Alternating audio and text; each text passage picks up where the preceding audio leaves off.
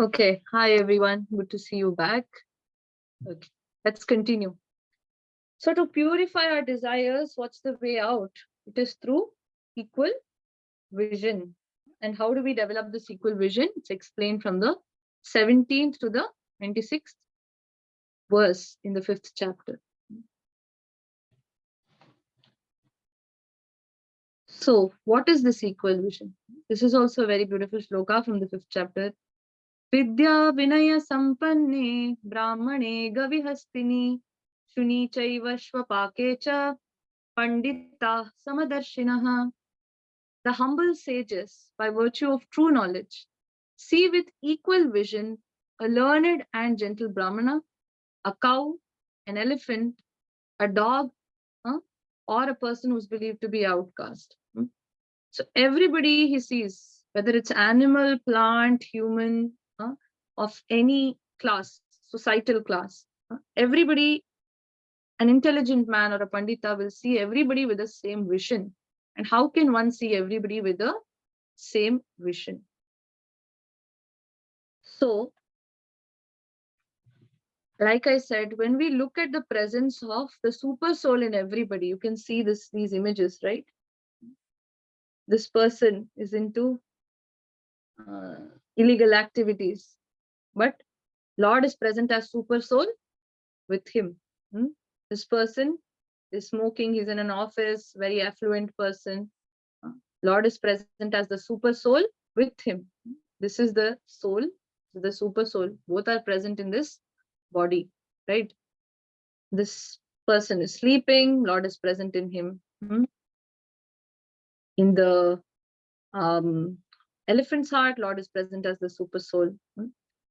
In the Mahout's heart, he's present as the super soul. So in everybody, Lord is present as the super soul. So when we realize this fact and we know this fact and we try to practice this while looking at different people, while looking at animals, while looking at everybody in general, we can develop an equal vision. When we realize the presence of God as super soul in everybody, we develop an equal vision. What will be the implications of this? What will be the effect of this?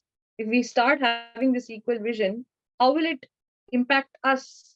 And how will it impact our vision or our perception of seeing others? Let's see the implications of this. On self, neither happiness nor distress will affect us. The fact that God is with us in every situation, guiding us, helping us, and trying to do things in the best of our interest. We're not bothered by temporary changes like happiness or distress.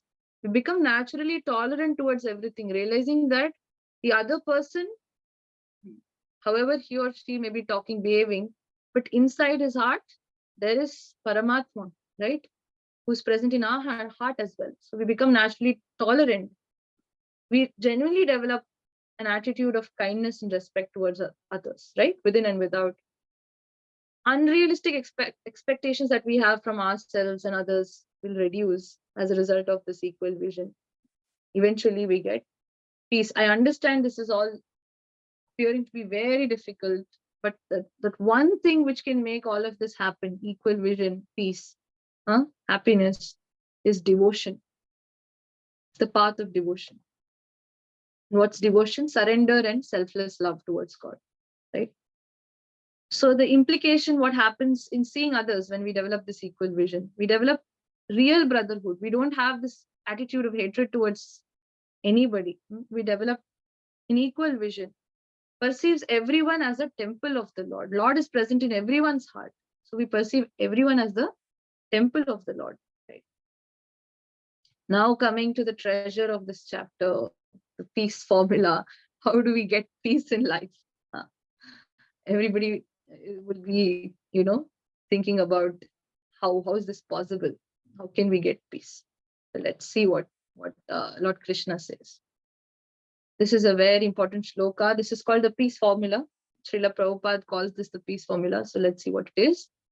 Bhoktaram yajna tapasam sarvaloka maheshwaram suhridam sarvabhutanam myatva mam shantim richati. A person in full consciousness of me, knowing me to be the ultimate beneficiary of all sacrifices and austerities, the supreme lord of all planets and demigods, and the benefactor and well-wisher of all living entities, attains peace from the pangs of material miseries. Right? We all think that if I buy this huge luxury villa, I'm going to enjoy my life. I'm going to have the time of my life.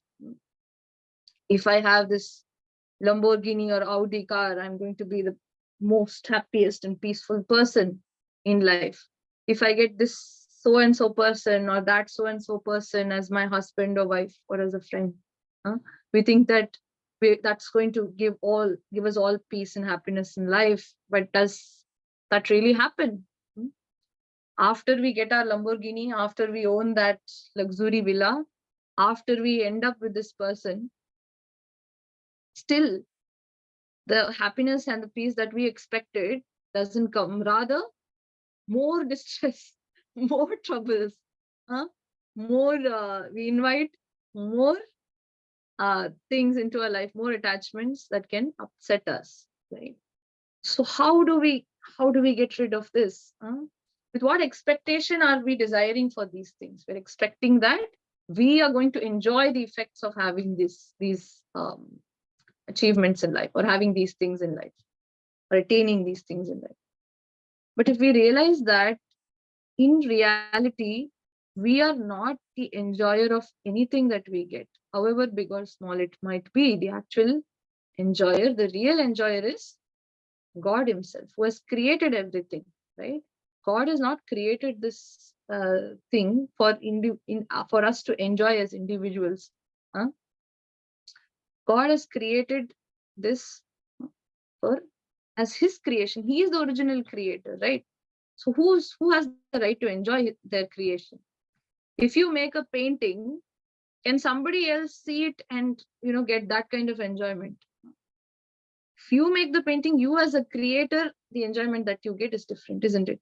So the real enjoyer is God. If we realize this, we will know that everything that we are doing, we are not the real enjoyer. God is the actual enjoyer of all our sacrifices, austerities, whatever we gain in life.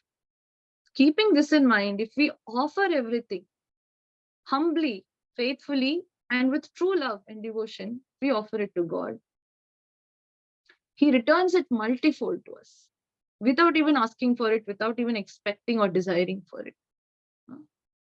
Right? So knowing this is the only formula to getting real peace in life. Right? And this is explained in the 29th verse of the 5th chapter of the Bhagavad Gita. It's called the peace formula. Right? Bhoktaram yajna tapasam sarva loka maheshwaram. He is the real controller, he is the real enjoyer.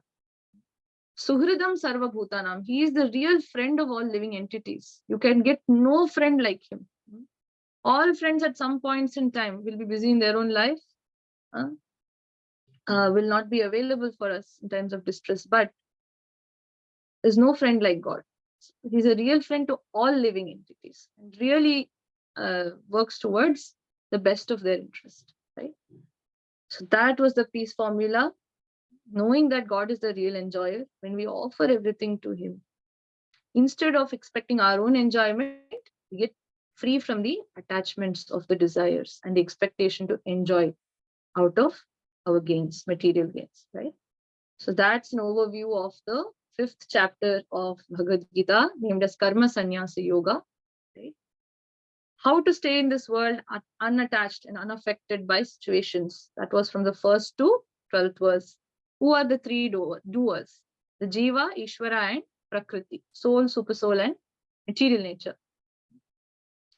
And then the value of knowing what's equal vision, what's the implication it has on us. And then finally, what is the peace formula, right? Okay, so it's time for our quiz, right? For our live quiz. Okay, I want everyone to get to the chat box really quickly. Okay, can take a minute for that. All right, I hope everyone's ready. Can people give me a thumbs up, please? Can you send me reactions or say that you're ready in the chat box? Ah, perfect. I see some responses. Okay. Great. Yutika gave a thumbs up. Perfect. So here goes the first question. Who are the three doers? Who are the three doers? Can I quickly have your responses in the chat box, please?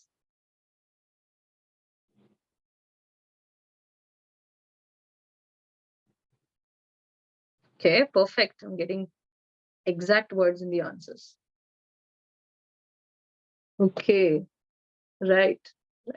Amazing. Okay. So 10 more seconds to go. The countdown of 10, please give your responses in the chat box. 10, 9, 8, 7, 6, 5, 4, 3, 2, and 1. Okay. Let's go to the second question. Which verse in the fifth chapter gives the example of the lotus leaf? Which verse in the fifth chapter of the Bhagavad Gita gives the example of the lotus leaf? Okay. You can put in your guesses. The closest guess will be considered. Right. And by the way, 5.10 is what Indumati ji has written. So how you read this is 5th chapter and 10th verse. So you would say BG 5.10 means 5th chapter of the Bhagavad Gita and the 10th verse in that chapter. Okay.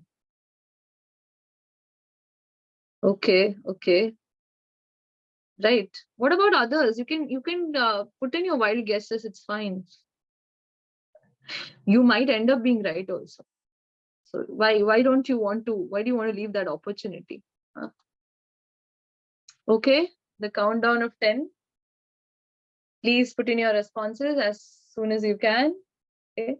And there's a special prize waiting for people who give fastest answers here.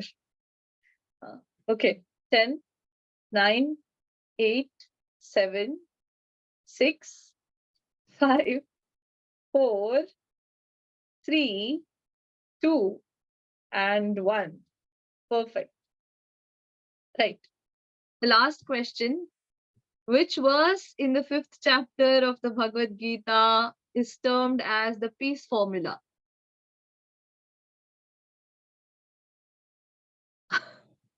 Oh my God, I'm getting very quick answers. Okay. It is just one verse. Which verse in the Bhagavad Gita is termed as the peace formula? The 5th chapter of the Bhagavad Gita. Kiranji, you're giving all correct answers. Okay. What about the others? I don't see responses. Okay. Right. So in the countdown of 10, we'll complete this quiz. 10, 9, 8, 7, 6, 5, 4, 3, 2, and 1. Okay. Big claps to you all. You have done amazingly well today. I see almost all correct answers for the quiz today, which is great. Amazing. But some of you didn't attempt, which is a little sad for me. But anyway. So that's the end of today's class. We saw we saw about the 5th chapter of the Bhagavad Gita. What is peace formula? What is having equal vision? Who are the three doers? How to stay in this world, stay unattached. So thank you all for your attention. And I would like to end with a prayer as usual. And this is the Maha Mantra. It's advised to be chanted in this yuga as a yuga dharma, in the Kali Yuga. Okay. So I request you all to please chant this mantra with me. You can unmute yourself or do it on mute. Okay. Hare Krishna, Krishna Krishna, Hare Hare, Hare Rama, Rama Rama, Hare Hare. Hare Krishna, Krishna Krishna, Hare Hare, Hare Rama, Rama Rama, Hare Hare. Hare Krishna, Krishna Krishna, Hare Hare, Hare Rama, Rama Rama, Hare Hare. Yeah. So, like I mentioned in my sessions, this mantra has been advised to be chanted in the Kali Santarana Upanishad, right? 16 names composed of 32 syllables are the only means to counteract the evil effects of Kali Yuga. In all the Vedas, it is seen that to cross the ocean of this material existence of nations, there's no alternative to the chanting of the holy name, to the chanting of the Hare Krishna Mahamantra. Right? Thank you. So we're going to end our session here, and I'm very happy to take your questions, any questions that you have. And I have a small clarification from the previous session for Harsha. Harsha had a beautiful question. That is karma for the body or the soul, right? So I spoke to my guru further about this because I found it extremely interesting. And karma is actually for the soul, but it's only until the soul is in this material world bound by his karmic reactions. That means when he's embodied, like I mentioned in the previous session, right? When the soul is freed, he goes back to his original home, back to Godhead. There is no effect of karmic reactions and karma. It's only in the material world when the soul is embodied that karmic reactions have an effect. Right? Perfect. So the questions, whoever has questions, please feel free to unmute yourself or raise your hands or put your questions in the chat box. Okay. Prashant has a very interesting question. What's the difference between sannyasa and tyaga? Okay. Sannyasi is a monk who dedicates all his time towards devotional service. Okay. A sannyasi can be a true renouncer or a false renouncer, right? Depending on his attitude, right? Somebody who is wearing ochre robes, who looks like a sannyasi, but in his mind, he's thinking about all kinds of gambling, alcohol, women. So is this person a real renouncer? Is this person a real sannyasi? No. A sannyasi is a monk who gives up material engagements and desires and dedicates all his time in devotional service to God, right? So that's a sannyasi. He's a sannyasi essentially is a true renouncer that gives up all material activities and is like a full-time devotee. Okay. I hope that answers your question, Prashant. Just a second. Okay. Tyaga is just renunciation. Sannyasa is complete renunciation, right? Harsha. Amazing questions Harsha has. Thank you. Can you clarify the concept of God enjoying our devotion? Okay. I think we spoke about this a little bit in the previous session, right? So I told you, if you were friends with a multi-trillionaire person, okay, who has every possible luxury in life, okay, anything that you can and can't imagine, this person already has. So if you had to offer something to this person, what would be the most invaluable thing that you can offer to this person? We had this discussion, isn't it? What did we say it was? If you had a multi-trillionaire friend and there's one thing that you can offer this person, which he doesn't already have or cannot buy, what is that? Can I please see your responses in the chat box? I want to see if you remember what we discussed.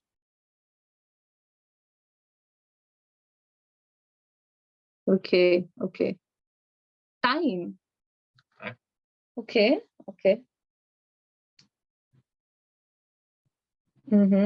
Okay. Love, respect. So you have a multi-trillionaire friend, okay? And they have every possible luxury in life that you can imagine. But you as a person, you are not a multi-trillionaire, but you as a person, you're a friend. what can you offer to this multi-trillionaire friend that he or she cannot buy? Love and peace, love and respect. Absolutely. It's unconditional love that you can offer to this person. And this person, will not go about asking for it, isn't it? Unconditional love is something that comes from the heart. And you cannot force somebody to love you unconditionally. It has to come from the heart, isn't it? So all God expects from us is this unconditional love. So Harsha asked me, can you clarify the concept of God enjoying our devotion? So what is meant by devotion is just this, God is the owner and creator of everything that we see that's manifested around us, right? So for this God, who is the creator, who is in a sense the owner of everything, we as his children, or as a part of his creation, what can we offer him? We can offer him love, respect, unconditional love and service, right? And this is something that he will not go about asking or begging for. He doesn't need to do that.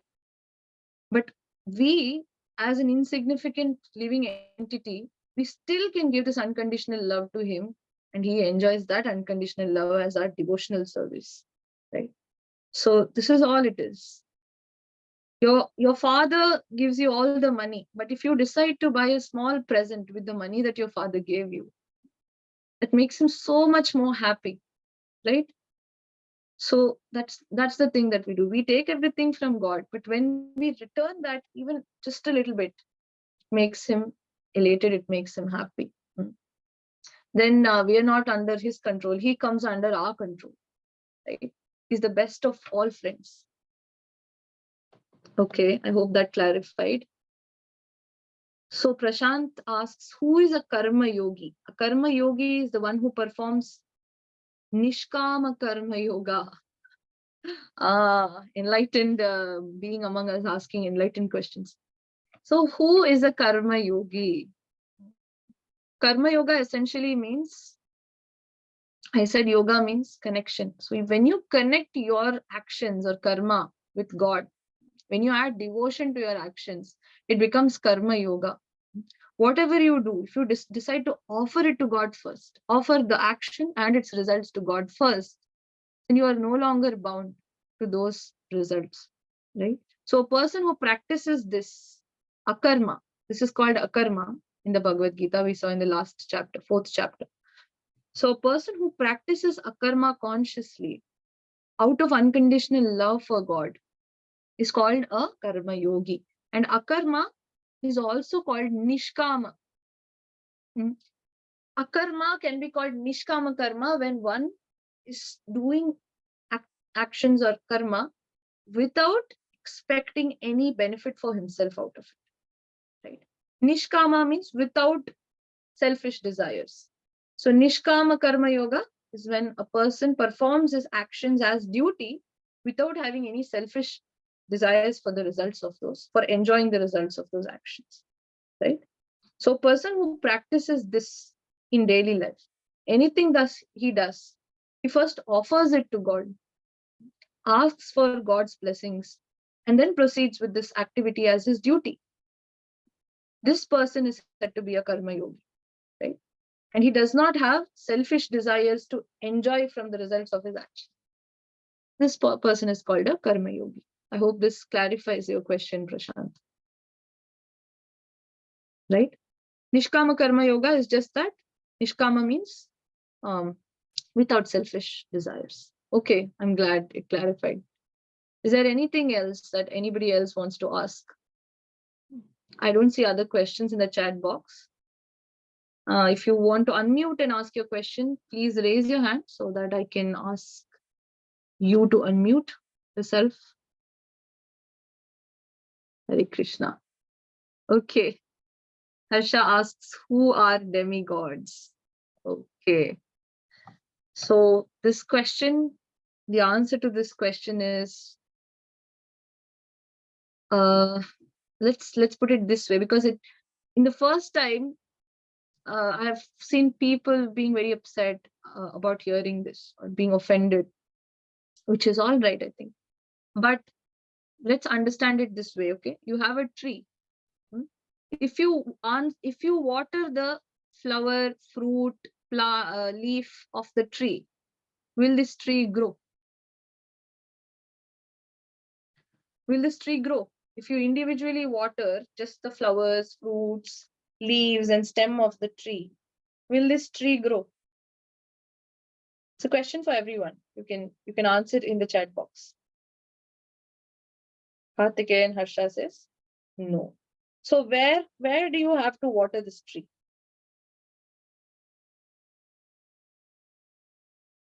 The roots are watered, isn't it? Right? The roots are watered. So in the scriptures, in the Brahma Samhita, if you've heard of the Brahma Samhita, it was rediscovered 500 years back by Chaitanya Mahaprabhu. The first verse is Ishvara Parama Krishna Satchidananda Vigraha Anadiradir Govinda Sarva Karana Karanam. Ishvara Parama, the most supreme of all the gods, is Krishna. It's named with the name. Ishvara Parama Krishna, Satchidananda Vigraha. He is the embodiment of Satchit and Ananda. Anadir Adir Govinda Sarva Karana Karanam. Sarva Karana Karanam means he's the cause of all causes. Okay? We have so many gods in our Hindu culture because we respect everything that God has created, every entity that God has created. We love and respect them as God Himself because He is present in every living entity. But there is a supreme personality of Godhead who created everything, isn't it? Who created all of these living entities. So this is said in the Brahma Samhita, this is said in the Ishopanishad. If you've heard of the Ishopanishad, this is said in the Srimad Bhagavatam repeatedly, that the supreme personality of Godhead is Lord Krishna. This is repeated all over our scriptures, just that it is very confidential knowledge. It's not discussed like this. There are several gods that we have. All of them are parts and parcels of Lord Krishna. But the tree as a whole is Lord Krishna Himself. So when you water the roots, this water that you are giving to the tree is going to reach all through the tree, to all parts of the tree, including its leaves, fruits, stem, and other parts, whatever, flowers. So it's like this. So when you worship Lord Krishna, because he's described as the supreme personality, because he is the supreme personality of Godhead, when you worship Lord Krishna, your devotion, love, and worship reaches all of the gods that are part and parcel of him, right? But when you individually worship gods, these other gods who are part and parcel of Lord Krishna, who have been created by him, are termed as demigods. And demigods are extremely great living entities. Okay, they're great entities, they're part and parcel of God. But when you have access to the president of the country, you will not have to go and have conversations and appointments with ministers, isn't it? That's how it is. The choice is yours, whether you want to be friends with ministers, whether you want to be friends with the president, whether you want to be friends with everyone. It's up to you. But this is how it is. The supreme personality of Godhead is described in various shastras throughout our scriptures. I can send you references, but it is the supreme Lord who is named as Krishna. All other gods arise from him. So you can worship, right? Kiranji has a question. Okay. I think the meeting is going to end in the next few minutes. Okay, we have some time. All right. So like we learned, who is responsible for the results we get? It's the same like in Mahabharata. Shakuni was the most intelligent person, though his actions and choice of work was chal and kapat, and hence the results were. What we do is what we get. Krishna knew that Shakuni is way more smarter. Krishna had to tackle with some other help or trick and guide the Pandavas. Krishna, has another name called Chalia. Shakuni was a very intelligent person. Shakuni was he was a trickster. He was the most most tactful trickster. But against whom is he competing? The creator of all living entities, the cause of all causes, is against whom he is competing. The person who created the quality of chal, the person who created these tricks, उन छलिया से जब ये सामना करना है शकुनी को, तो शकुनी को भी पता था कि उनका किन से सामना हो रहा है, right? So this is like, a person who's fighting with somebody who's way more powerful, who's the source of that chalan kapat. You're fighting with that person, so you already know what the result should be, right? This is what I think of it, Kiran. I don't know what you expected, but this is what I think of it, right? Like you said, the type of attitude that we hold, with what emotions and bhava we approach God, with that same bhava, he reciprocates back to us. When we do unalloyed devotional service, it's called unadulterated, without any personal expectations or other expectations for side results, benefits, without all of these things. When we shed all of these things and go just bare, only with our love, only with our unconditional love, that Lord Krishna, God, whomever God you believe in, they accept it with so much love. As much love as you go with that much love they accept it.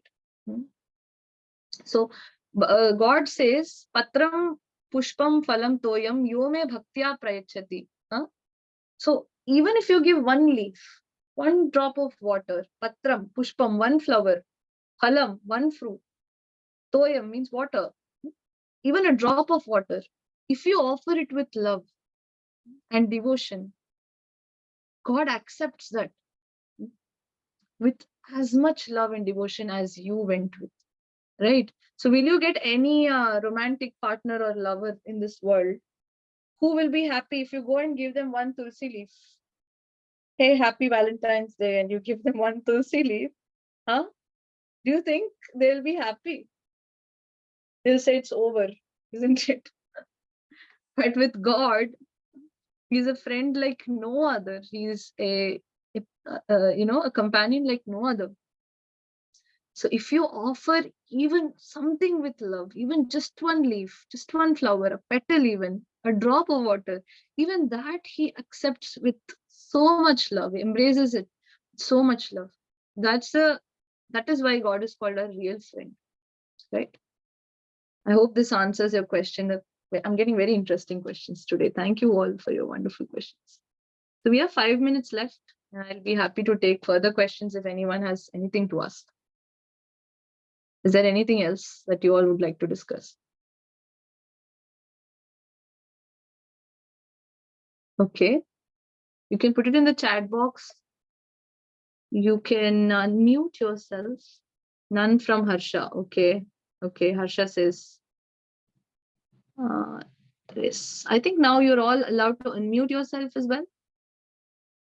If there's anything, you're welcome to unmute and ask your question.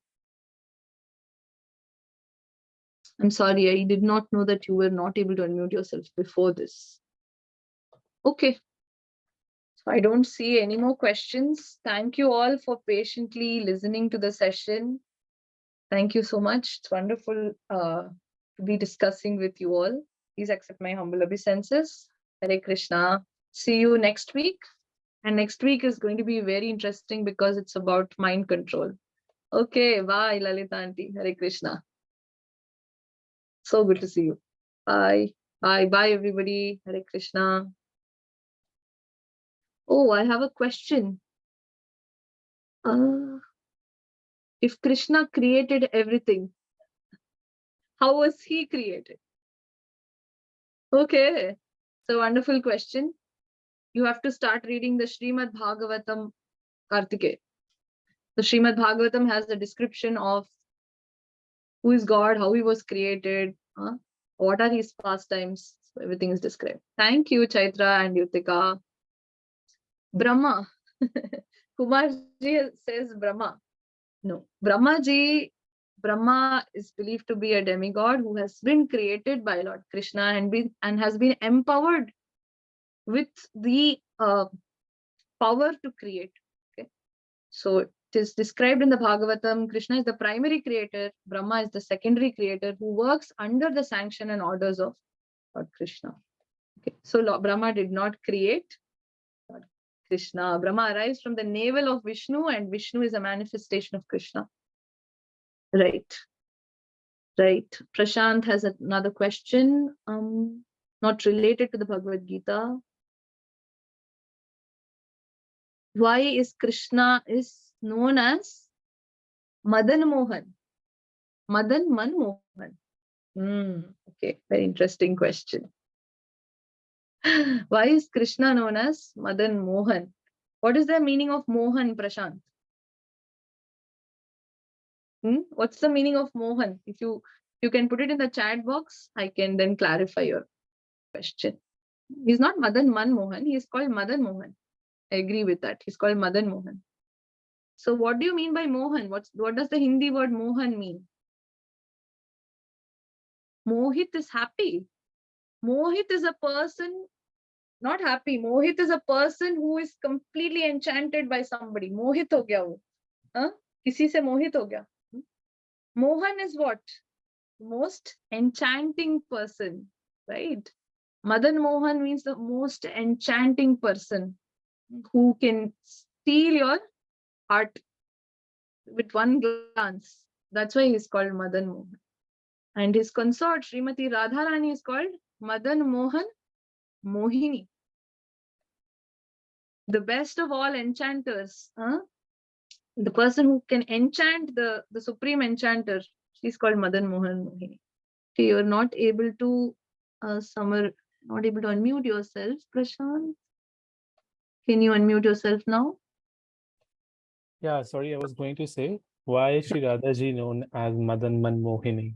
Or why Krishna She's ji known called as Madan Madan Mohan? Mohan. Yeah, she's called Madan Mohan Mohini.